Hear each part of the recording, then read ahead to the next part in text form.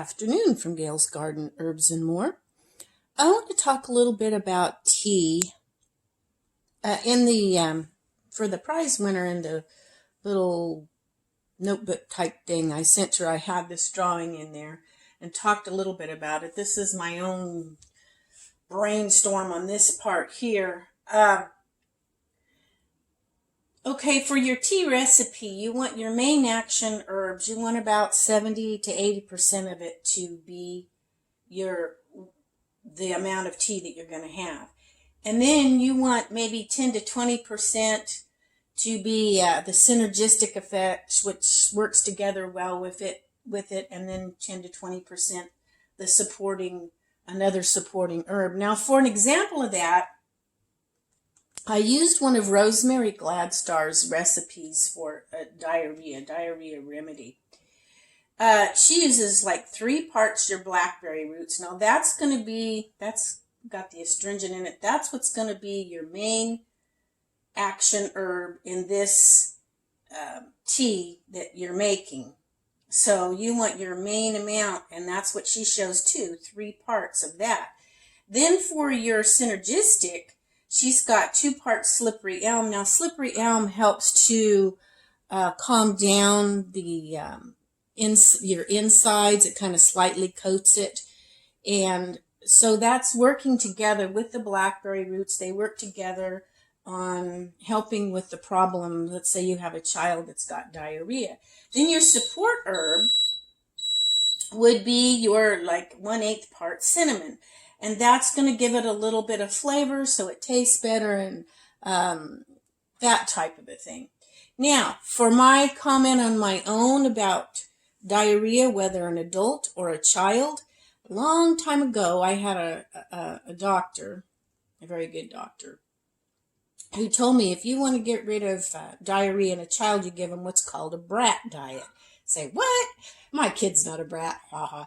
But anyway, it's bananas, rice, apples, and tea. Now, I'm allergic to bananas. I love them, but they do not love me, so I can't do the bananas. But the rice, apples, and the tea, just your regular, like your black tea, it's an astringent, has tannic acids that help with diarrhea, the tea does. If they can't eat anything hard, I know there's been times where I was also sick with my stomach and I could not eat anything, but I was able to sip some rice broth. I had soaked the rice, the juice from the rice, once you cook it and stuff. Jar that up, put it in the fridge, and just let them sip on that, either warmed up or cooled off, however you want to. They like it.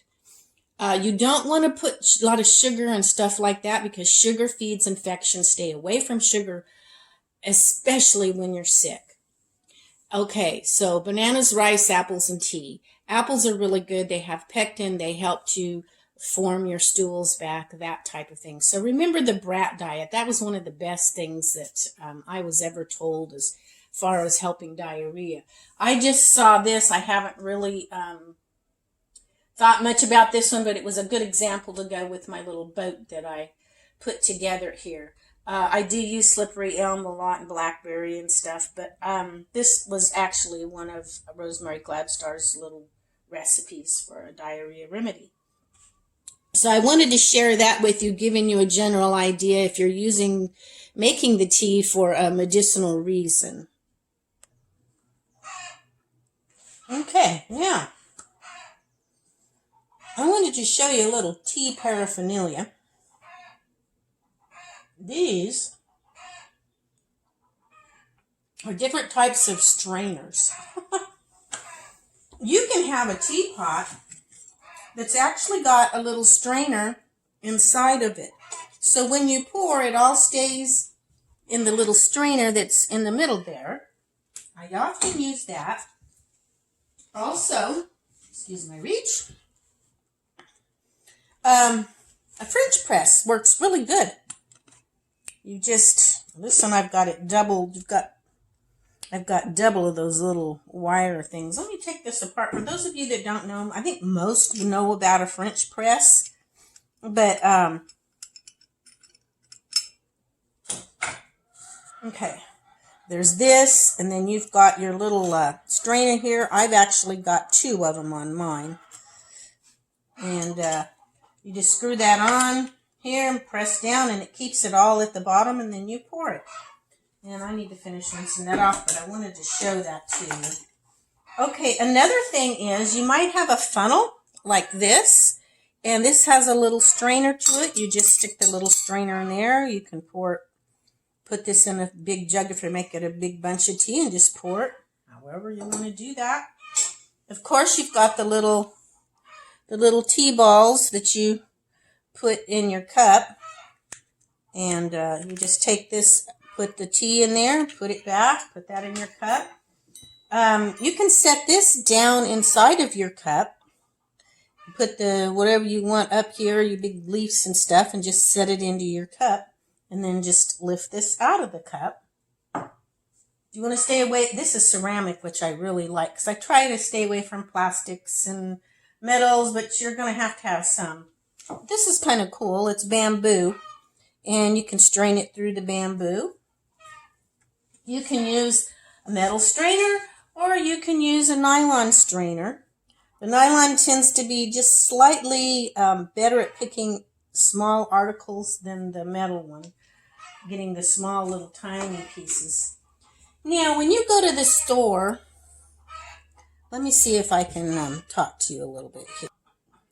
Okay, now, when you go to the store and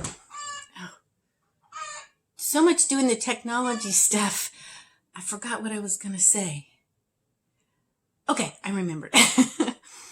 And you buy tea bags, okay? There's so many things you need to look for. If they're pure white, it's probably not good. They've been bleached. They've got chemicals.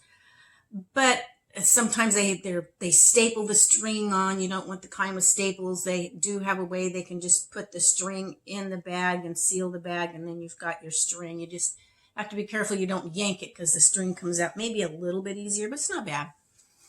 And I do that occasionally, but I really would rather make my own teas.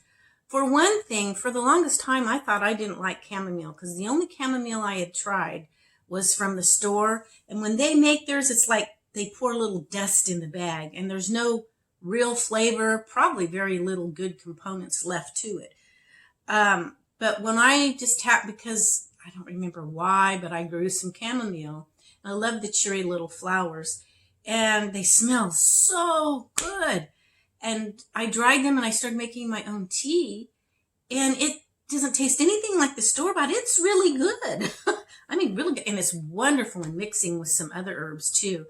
And matter of fact, some of the herbs that I sent out, I think one of the flavors that I sent out had some chamomile in it. But stuff you get from the store is just not the same. If you can grow things yourself, I know it takes time, and sometimes it just seems so overwhelming. But if you just start with one or two things, and as you have time, mess with those. Gradually, maybe you can add another thing.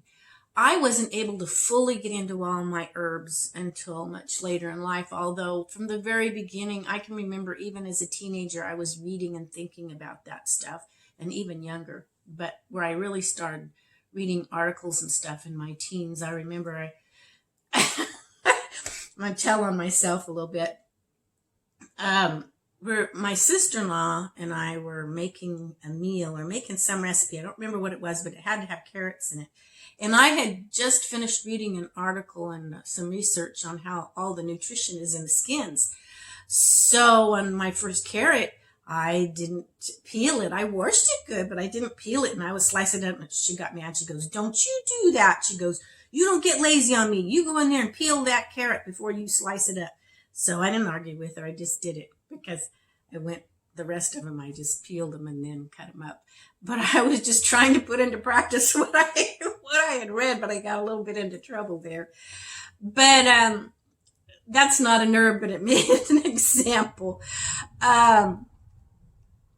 Let food be your medicine and your medicine food. Was it Hippocrates that said that? So in a way, plants and food and all of that, it all works. You can't herbs are not like a pill that you take. It's not like an aspirin or a Tylenol or other things that aren't very good for you that we take by the handfuls that we shouldn't. I don't anymore. But when you are doing herbs, it all works together. You want to clean your diet up a little and stay away from chemicals as much as you can. That's going to be the very best. You may get some benefits if you're, and I've said this before, but it's so important. So many people want to cherry pick. Well, just give me this herb. Maybe it'll make me all better. It doesn't work that way. First of all, you can take a pill. It might affect you right away in helping, like getting rid of the pain. But then it's doing something else. It's harming something else in your body. But if you take an herb, now some herbs work fairly fast, but others, it takes a while to get into your system, kind of like ginger. Ginger helps with especially arthritic pain, but you have to take it for a while. And you can't just take the store-bought old powder that's been sitting on the shelf for 5 years. I find what works the best is juicing your ginger. And like I've said in other videos, I take the juice and freeze it in these little ice cube trays that have a lid.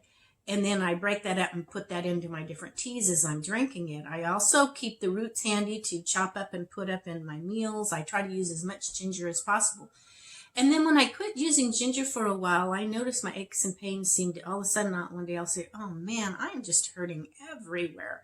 And I get to thinking about it, I think I've slowed way down on my ginger. I got to get back with that. Now, usually, even with herbs, I don't like taking one thing all the time. I just instinctively feel like it's good to rotate with anything. Now, I'm finding something that's worked even better than herbs for my gut, because as you all know, if you've watched my videos very long, I have a partial blockage. It tends to get infected, and if I get a virus, it's much worse than most people probably, because it gets caught in all of that stuff. So some of my herbs may have given me a little relief, probably aloe vera the most, but I had forgotten about my niacin iodine.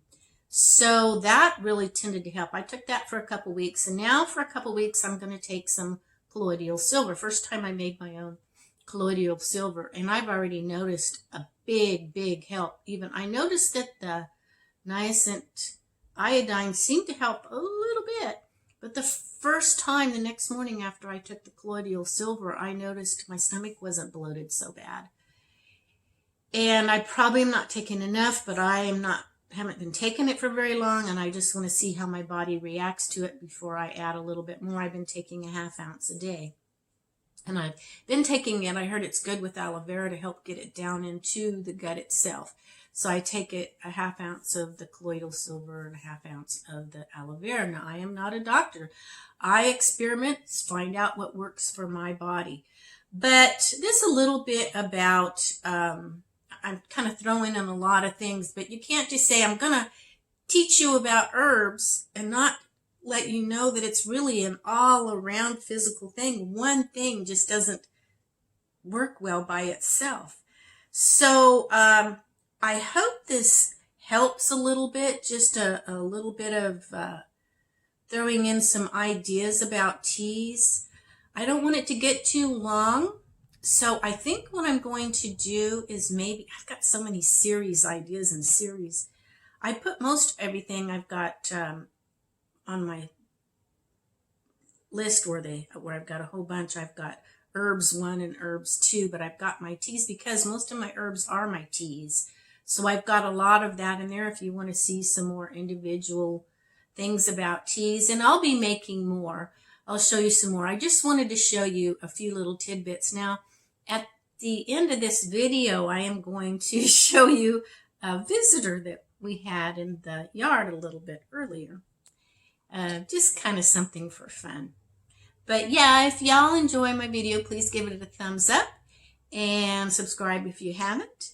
And I hope you all have a blessed day. And yeah, be taking those herbs to help fight all these mean old viruses that are around. Just a plain old flu is doing a lot of damage to people. Thankfully, knock on wood, I haven't had anything like that this year. So anyway, I'm doing a little bit better and behaving myself on what I ate. A little bit. Sometimes I'm not so good. I actually ate some store-bought cookies the other night.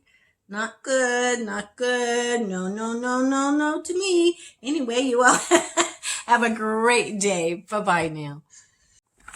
Well, I don't know why all the neighborhood animals like my yard.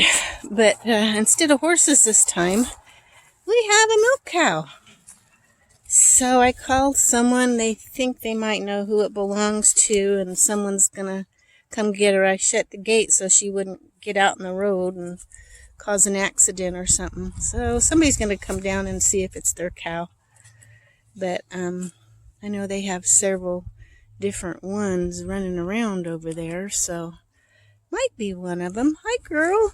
I don't know if she's very tame or not. She don't know me, so she probably won't let me get that close. I don't know much about... I've never had a cow. I had goats and horses, but I've never had a cow. She don't like me. She says, I don't know who you are, but I like your grass. So, I wonder if she has babies. She's either just been milked or she's never freshened this year. I don't know, but anyway, interesting visitor this morning.